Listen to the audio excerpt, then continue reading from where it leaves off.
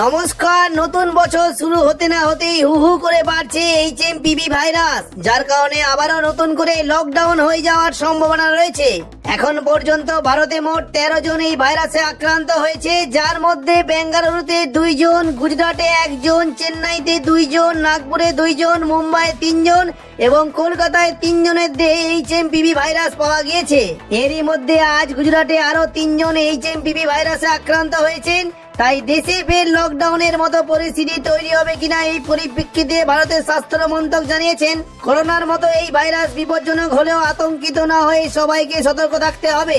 বিশেষজ্ঞদের মতে corona virus ও HMPV virus উভয়ের সংক্রমণে ঠান্ডা, কাশি এবং গলা ব্যথার মতো লক্ষণ দেখা যায়।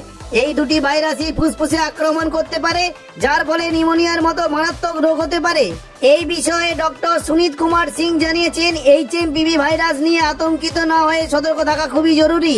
এই ভাইরাস কাশি বা হাঁচির মাধ্যমে মানুষের শরীরে ছড়িয়ে পড়ে।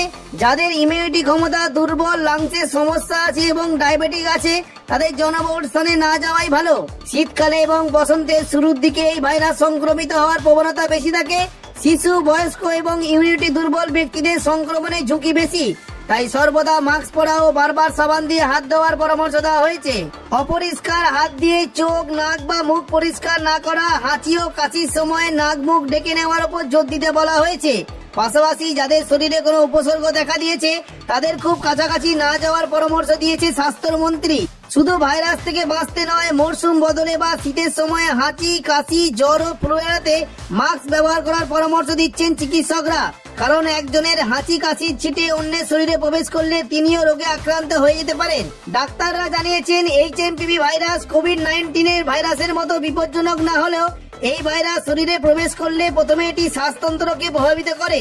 এর ফলে শ্বাসকষ্টের সমস্যার সম্মুখীন হতে পারে। এছাড়াও এই ভাইরাস খুব সহজেই শিশু, বয়স্ক এবং রোগ প্রতিরোধ ক্ষমতা কম থাকা ব্যক্তিদের সংক্রমিত করতে পারে। তাই চিকিৎসকরা আতঙ্কিত না হয়ে সতর্ক থাকার জন্য পরামর্শ দিয়েছেন। এখনকার মতো খবর এখানেই। পরবর্তী আপডেট পাওয়ার জন্য চ্যানেলটিকে অবশ্যই সাবস্ক্রাইব করে পাশে থাকা নোটিফিকেশন বেলটি অবশ্যই ক্লিক করে রাখবেন। আর যদি আপনাদের এই খবরটি ভালো লাগে তাহলে লাইক ও শেয়ার করতে ভুলবেন না। ধন্যবাদ।